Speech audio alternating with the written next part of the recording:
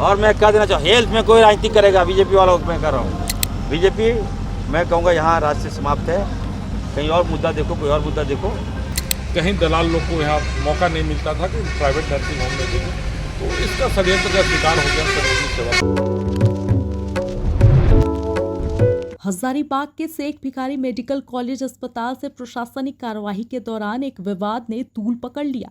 BJP विधायक प्रदीप प्रसाद द्वारा शुरू की गई संजीवनी सेवा कुटीर को प्रशासन ने अतिक्रमण बताकर हटा दिया। कार्यवाही के दौरान समर्थकों ने विरोध किया, लेकिन कुटीर को अस्पताल परिसर से हटा लिया गया है। तस्वीरों में आप देख पा रहे हैं इस वक्त ये बुलडोजर जो संजीवनी सेवा कुटीर को हटा रहा है। प्रशासन के मुताबिक यह सेवा केंद्र सरकारी जमीन पर गैर कानूनी रूप से बनाया गया था। विधायक को इसे हटाने के लिए 10 दिन पहले नोटिस भी दिया गया था, लेकिन तय समय तक इस कुटीर को नहीं हटाया गया, जिसके बाद प्रशासन ने यह बड़ी कार्रवाई की।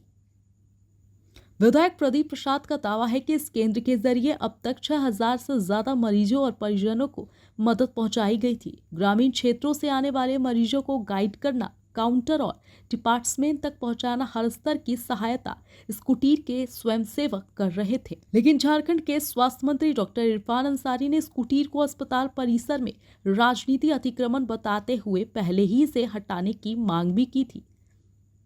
वहीं स्वास्थ्य मंत्री ने गंभीर आरोप भी लगाया, कहा कि यहां बीजेपी कार्यालय चलाया जा रहा था, जहां कुछ कार्यकर्ता नशा करते थे और अस्पताल की शांति भंग हो रही थी। अब सुनिए इस पूरे मामले को लेकर के स्थानीय विधायक प्रदीप प्रसाद और मंत्री डॉक्टर इरफान अंसारी ने क्या कुछ कहा है।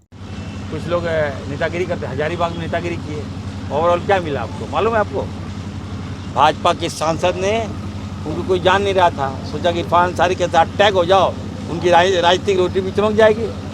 और मैं कह देना चाहूँ, हेल्थ में कोई राजनीति करेगा बीजेपी वालों को मैं कर रहा हूँ। हजारीबाग बगल में है ना आपका, मैं आ रहा हूँ हजारीबाग।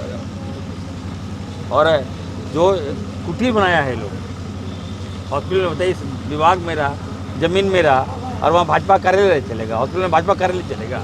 जो पेशेंट आता है उसको पर्ची देता है। और जहाँ पे ये लोगों ने कुटीर बना दिया, वहाँ महिला का वो प्रवास केंद्र है, वो गायनिकोलॉजिस्ट। अब वो लोग रात में दारू पीकर, गांजा पीकर वहाँ पे ड्यूटी मतलब खड़ा रहता है, देखता है।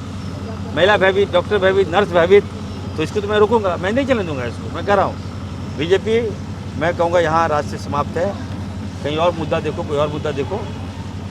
झारखंड में एकदम बदलाव होगा, अच्छा हेल्थ व्यवस्था दूंगा, और खाद्य आपूर्ति की शिकायत उसको भी हम करेंगे। होना तो नहीं चाहिए था, बहुत दुर्भाग्यपूर्ण है उन गरीबों के लिए जो उसके पास 100-50-500 नहीं होता था, उसके लिए लोग खड़े रहते थे।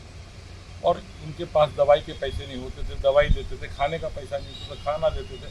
एम्बुलेंस का जरूरत होता था तो एम्बुलेंस से लेकर रिम्स जाते थे, कोई डेथ कर गया तो उसके घर जाते थे। पोस्टमार्टम करने में देर होती थी तो वहाँ हम लोग पोस्टमार्टम करवाते थे कि अगर 9 बजे से टाइम है तो 9 बजे आपको आना होगा। दिन भर लोग छटपटाते रहते थे उनके परिजन में। कोई स्ट्रेचर लेके उसको उठाने वाला नहीं, तो मेरे लोग लेके स्ट्रेचर में लेके वहाँ तुरंत इलाज करवाते थे। कहीं दलाल लोग को यहाँ मौका नहीं मिलता था कि प्राइवेट नर्सिंग होम में देखें, तो इसका षड्यंत्र का शिकार हो गया सार्वजनिक सेवा। हम लैब भी लगाना चाह रहे थे कि हाँ एक लैब भी हो जाए, मैंने बोला भी था आपको तो मीडिया में भी बोला कि जिसमें फ्री इलाज होगा। लैब भी लगाना चाह रहे थे। डॉक्टर की मनमानी बंद हो रही थी, नर्सों को ड्यूटी करना पड़ रहा था, वार्ड बॉय को ड्यूटी करना पड़ रहा था, और हम लोग प्रेशर दे रहे थे। अभी देखे होंगे कि रात में खटखटा रहे हैं डॉक्टर लोग, दरवाजा नहीं खुलते, लोग मर जाते हैं प्राइवेट नर्सिंग।